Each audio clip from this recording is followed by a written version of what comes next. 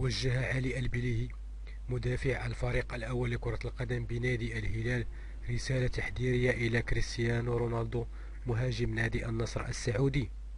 وأعلن الهلال أمس الأربعاء بشكل رسمي تجديد عقد البليهي ليستمر في صفوف الفريق حتى 2024.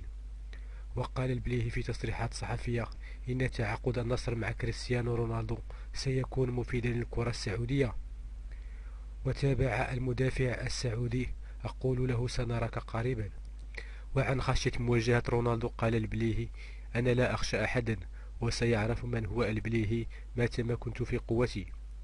وأعلن نادي النصر التعاقد مع كريستيانو رونالدو في صفقة قياسية هي الأغلى في تاريخ كرة القدم، حيث سيحصل على 200 مليون يورو سنويا بحسب التقارير.